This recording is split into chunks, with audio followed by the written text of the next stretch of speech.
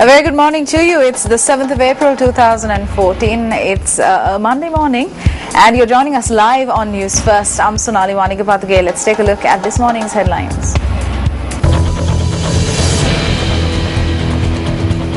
Sri Lanka emerges champions at the ICC World T20, celebrations around the island. Army Samantha suspected for a number of crimes arrested. Strike action by the Family Health Services Union continues. India's general elections scheduled for today.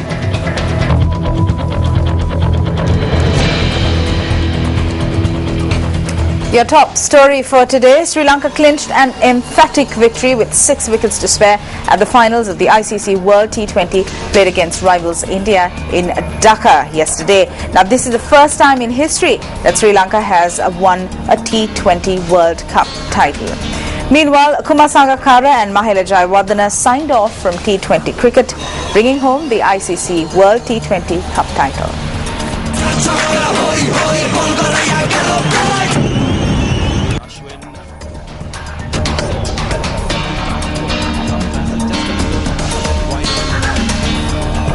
It is a tail. Sri Lanka have won the toss. Latish, you won the toss. What are you going to do? Winning the toss, the Sri Lankans elected to field first.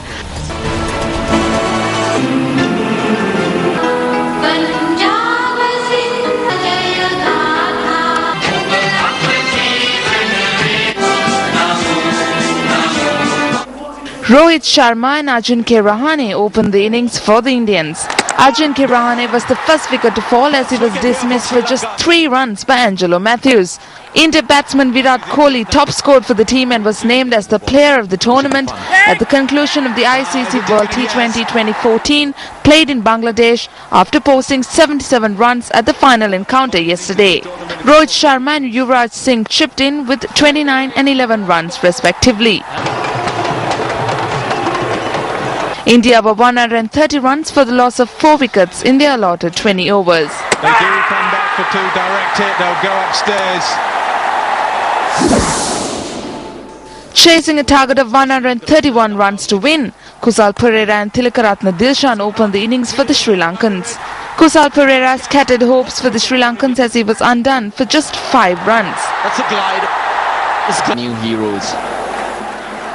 Former captain Kumar Sangakkara top scored for the team with 51 runs and placed yet another imprint on Sri Lanka cricket before signing off from T20 cricket. Also, Mahela Jayawardene managed to post 24 runs before heading back to the dresser. This with 3 boundaries. 3 and 18 runs respectively to the winning score. Oh, there's a top edge of that kind of day for India.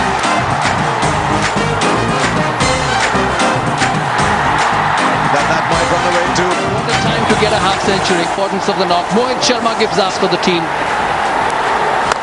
Now has he got it? Yes, yes. Sri Lanka, the new champions. Thereby, Sri Lanka posted 134 runs for the loss of 4 wickets in 17.5 overs at the finals of the ICC World T20 encounter to clinch the T20 World Cup title 2014. Now the winners of the ICC World T20.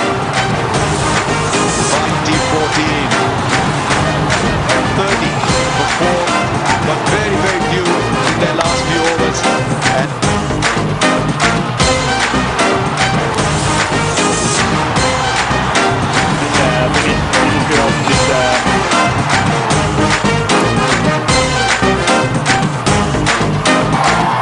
2014 champion Sri Lanka.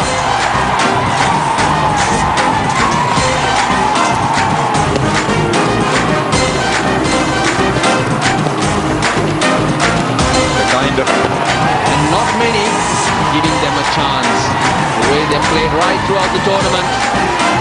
Wonderful team performance. It was Sangakkara in the back.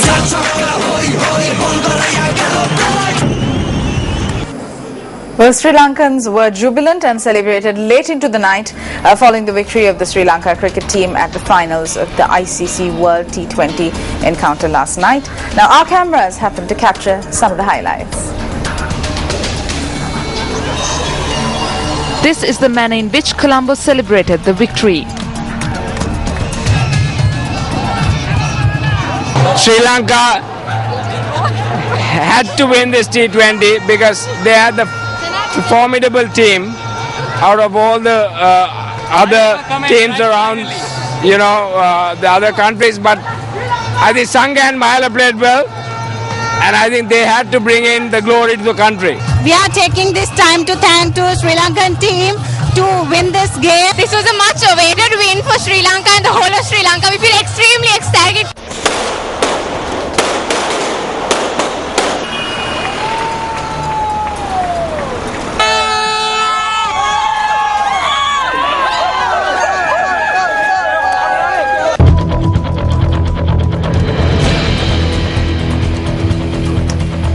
Well, police media spokesperson SSP Ajit Rohana stated that the individual known as Army Samantha, who is wanted in a number of crimes, has been arrested from the Deulapitia area.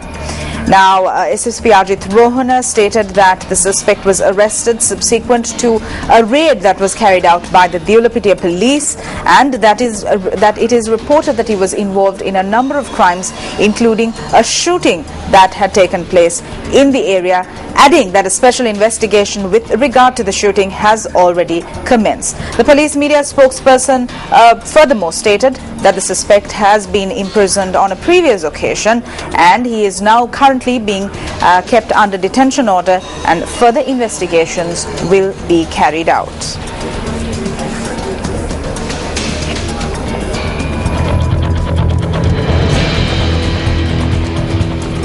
Now, today is the 6th consecutive day of the strike action being carried out by the health service officers island-wide. This action is being carried out in protest over the decision taken by the Ministry of Health to provide midwifery and labour room training for nurses.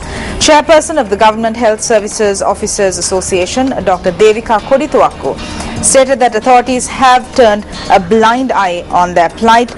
She also stated that they have been making this request for a number of years and have not been provided any solution. Meanwhile, the chairperson of the All Island Family Health Services Association, Deepthi Kaushani Jayatunga, stated that her organisation will not support the trade union action.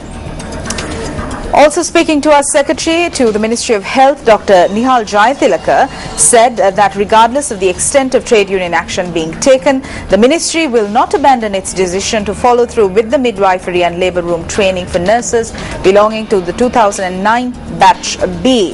Dr. Jayatilaka further noted that the said decision was reached following recommendations made by the ministerial committee appointed to look into the issue.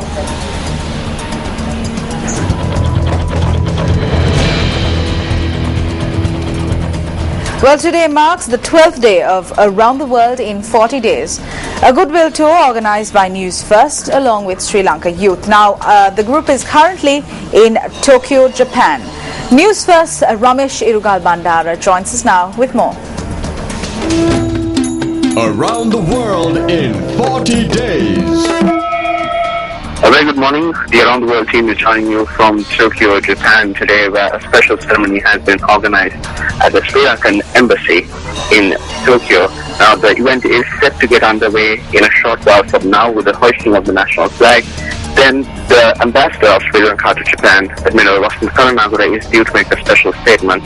Thereafter, the youth delegates that will represent Japan at the World Conference on Youth on the 6th of May will hand over the official flag to the Around the World team during this special ceremony. We will have more details on this ceremony throughout the day on Newsfirst. For the Newsfirst team, I'm Ramesh Irugal Bandara with Yasser commentary from Tokyo, Japan.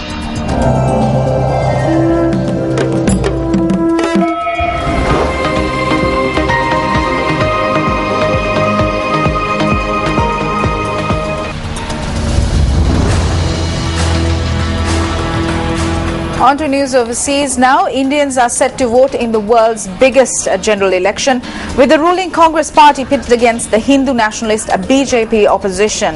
Now, the 9-phase ballot begins today and concludes on the 12th of May. Votes will be counted on the 16th. More than 800 million Indians are eligible to vote in a poll dominated by corruption and high inflation. A new anti-corruption party, the AAP, is also contesting the elections after spectacular results in local polls. The AAP made a strong showing at the state assembly polls in the capital Delhi and is standing for all the seats in the parliament. Several smaller regional parties are also in the fray, and if no single party wins a clear majority, they could play a crucial role in government formation. The Lok Sabha has 543 elected seats, and any party or a coalition needs a minimum of 270 MPs to form a government. Prime Minister Manmohan Singh has already said he is stepping down and the Congress is being led by Rahul Gandhi, the latest member of India's influential Nehru-Gandhi dynasty.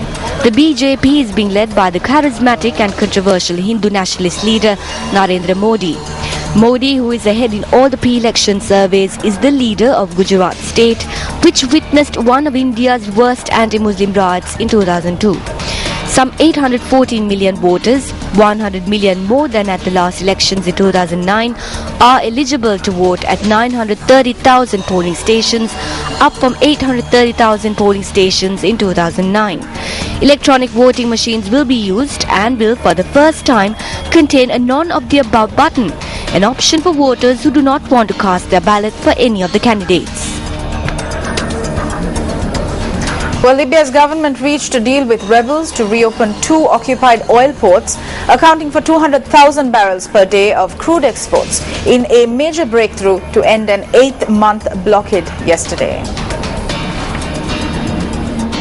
Zwetina and Harika ports, the 2 smallest of 4 terminals seized by rebels demanding more autonomy from Tripoli and a greater share of oil wealth, will be reopened on Sunday, according to the agreement. Libya's Justice Minister said 2 other large occupied ports, Ras Lanuf and Es Sida, would be reopened after 2 to 4 weeks of further negotiations with the Federalist rebels, who also said more talks were needed to reach a breakthrough. Full details of the deal were not immediately known, but the reopening of the 2 ports will boost Libya's weak government, which is struggling to control the North African country nearly 3 years after an uprising ousted veteran leader Muammar Gaddafi. The shutdown has already cost the state billions of dollars in lost oil revenues.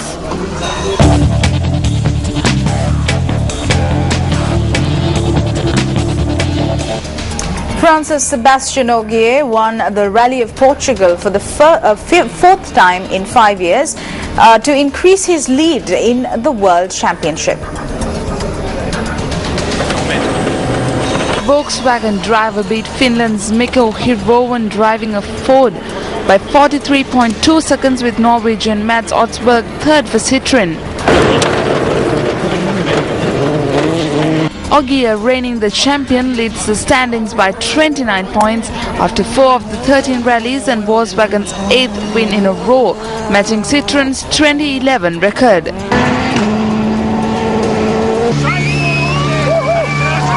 Again, I think definitely Portugal is a perfect place for us. Now it's a 4th victory here, and it was not an easy one. Mikko put a lot of pressure on the 2 first days. He was going really fast, but at the end, another victory with the power stage, so perfect.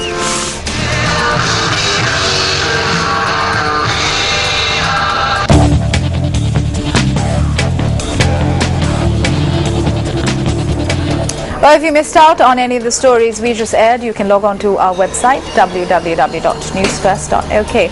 We wrap up this edition of your primetime morning news bulletin. We'll see you again at 8:55.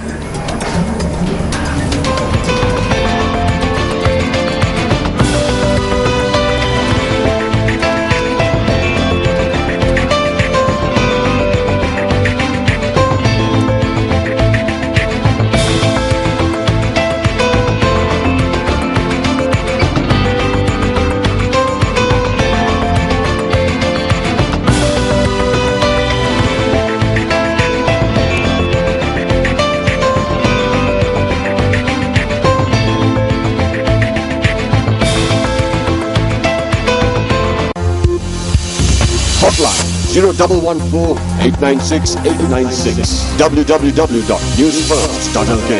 Feedback at newsfirst.lk.